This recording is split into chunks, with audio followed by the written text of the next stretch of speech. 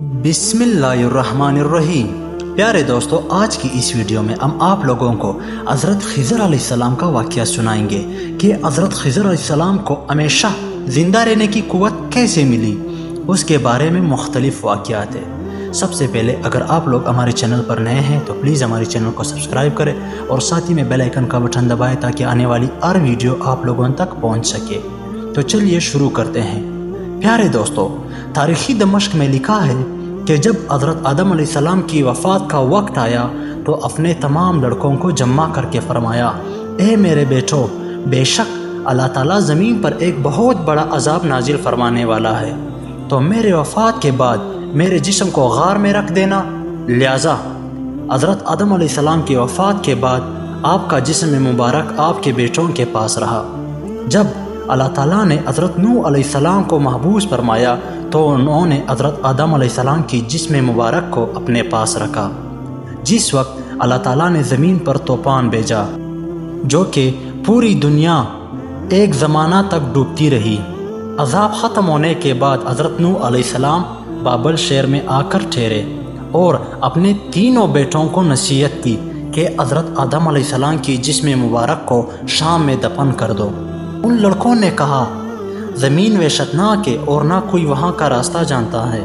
تو حضرت نوح علیہ السلام نے کہا کہ حضرت آدم علیہ السلام نے اس شخص کے لیے قیامت تک زندہ رہنے کی دعا کی جو حضرت آدم علیہ السلام کی جسم مبارک کو دفن کرے گا۔ پھر آپ علیہ السلام کا جسم مبارک اسی طرح رہا، یہاں تک کہ حضرت آدم علیہ السلام کا ایک سلبی اولاد جس کا نام خضر تھا، انہوں نے حضرت آدم علیہ السلام کی جسم مبارک کو دفن کیا۔ اللہ نے حضرت آدم علیہ السلام کی دعا قبول فرمائی تو حضرت خضر علیہ السلام جب تک اللہ تعالیٰ چاہے گا زندہ رہیں گے۔ حضرت خضر علیہ السلام کے والد کا نام ملکان تھا۔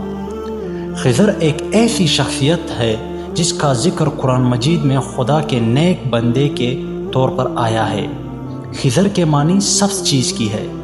ابو ہریرہ رضی اللہ عنہ سے روایت ہے کہ رسول اللہ صلی اللہ علیہ وسلم نے فرمایا، در حقیقت ان کو خضر نام اس لیے دیا گیا کہ وہ ایک بنجر زمین کے ٹکڑے پر بیٹھ گئے تو وہ اچانک سبزے سے ہلانے لگا، اس لیے لوگ انہیں خضر کہنے لگے۔ قرآن پاک میں خضر علیہ السلام کا تذکرہ سورہ کہف میں تفصیلاً ملتی ہے۔ حضرت خضر علیہ السلام کی یہ خصوصیت تھی کہ آپ جس جگہ بیٹھتے وہاں سبز گھاس اگ جاتی۔ ایک روایت کے مطابق حضرت خضر علیہ السلام حضرت ذوالقرنین کے خالازاد بھائی ہے۔ ذوالقرنین علیہ السلام اللہ کے ایک نیک بادشاہ تھے۔ کتابوں میں حضرت خضر علیہ السلام کی لمبی عمر اور موت نہ آنے کی وجہ یہ بھی لکھی گئی ہے کہ حضرت خضر علیہ السلام نے آب حیات نام کے ایک چشمے کی پانی پی ہے۔ آب حیات کے بارے میں یہ بیان کیا گیا ہے کہ جو اسے پیے گا تو اسے کبھی بھی موت نہیں آئے گی۔ تورات میں آب حیات کا ذکر یوں ملتا ہے، ترجمہ، پھر اس نے مجھے بلور کی طرح چمکتا ہوا آب حیات کا ایک دریا دکھایا جو خدا کے تخت سے نکل کر اس شہر کے درمیان بہتا تھا اور دریا کے پار زندگی کا درخت تھا۔ قدیم داستانوں میں آب حیات کا ذکر ملتا ہے۔ ان داستانوں میں 3 شخص کا ذکر کیا گیا جو آب حیات کے دریا تک پہنچ گئے تھے۔ ان میں ایک حضرت الیاس علیہ السلام اور دوسرے حضرت ذوالقرنین علیہ السلام اور تیسرے حضرت خضر علیہ السلام ہیں، جن میں حضرت خضر علیہ السلام اور حضرت الیاس علیہ السلام کو ہی پانی نصیب ہوا۔ قرآن مجید حضرت خضر علیہ السلام کا تعارف یوں بیان فرماتا ہے کہ ترجمہ، جب انہیں ہمارے بندوں میں سے ایک بندہ ملا جس کو ہم نے اپنی خصوصی رحمت سے نوازا تھا، جس کی مدد سے وہ مصیبت زدوں کی مدد کرتے اور گمراہ کی رہنمائی کرتے۔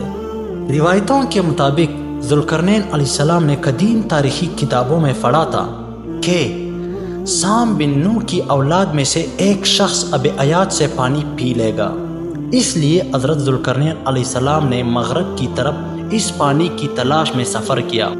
حضرت ذوالقرنین علیہ السلام کی علم میں یہ بات آئی کہ آب حیات اندھیری راتوں میں موجود ہے اور وہاں 360 چشمے ہیں۔ لہذا ذوالقرنین علیہ السلام نے اپنی لشکر سے 360 لوگوں کو چنا اور ہر ایک کو ایک ایک مچھلی دے کر حضرت خضر علیہ السلام کی سربراہی میں روانہ کیا۔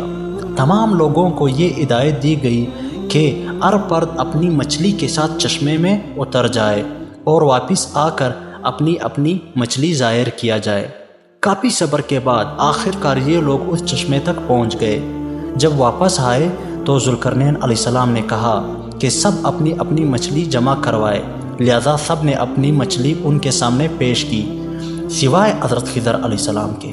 ذوالقرنین علیہ السلام نے وجہ دریافت کی تو انہوں نے بتایا کہ جب میں چشمے میں اترا تو میری مچھلی میرے ہاتھ سے نکل کر پانی میں چلی گئی۔ میں نے غوطہ لگا کر اسے پکڑنے کی بہت کوشش کی مگر ناکام رہا۔ ذوالقرنین علیہ السلام نے کہا وہ پانی آپ کے مقدر میں تھا، اب آیات میں غوطہ لگانے اس مقدس پانی کو پینے کی برکت سے حضرت خضر علیہ السلام ہمیشہ زندہ رہیں گے اور موت کبھی نہیں آئے گی۔ حضرت موسیٰ علیہ السلام سے بھی حضرت خضر علیہ السلام کی ملاقات کا ذکر قرآن مجید میں ملتا ہے۔ حضرت موسیٰ علیہ السلام کے مطابق حضرت خضر علیہ السلام کو ایک علامی علم عطا کیا گیا تھا۔ اس علم کو سیکھنے کے لیے حضرت موسیٰ علیہ السلام کی خدمت میں حاضر ہوئے تھے اور ان سے درخواست کرتے کہ اللہ نے جو انہیں علم عطا کی ہے وہ انہیں بھی سکھا دے، لیکن حضرت موسیٰ علیہ السلام کی جلد بازی اور سفر نہ کرنے کی وجہ سے وہ علم مکمل طور پر حضرت خضر علیہ السلام کو سکھا نہ سکے۔ لوگوں میں یہ بھی بہت مشہور ہے کہ حضرت خضر علیہ السلام راستہ بھٹک جانے والے لوگوں کو راستہ دکھاتے ہیں۔ اگر کوئی نیک بندہ راستہ بھٹک کر مشکل کا شکار ہو جاتا ہے تو حضرت خضر علیہ السلام ان کی مدد کرتے عین وقت پر پہنچ جاتے ہیں۔ روایتوں کے مطابق حضرت خضر علیہ السلام زمین پر لوگوں کی اور حضرت الیاس علیہ السلام سمندر میں لوگوں کی رہنمائی فرماتے ہیں۔ صحیح مسلم کی ایک حدیث کے مطابق دجال مدینہ کے قریب ایک جگہ تک پہنچے گا تو مدینہ سے ایک شخص اس کے مقابلے کے لیے نکلے گا، یہ شخص اور کوئی نہیں حضرت خضر علیہ السلام ہوں گے۔ حضرت خضر علیہ السلام اور الیاس علیہ السلام دونوں زندہ ہیں اور ہر سال حج کے موقع پر ملتے ہیں۔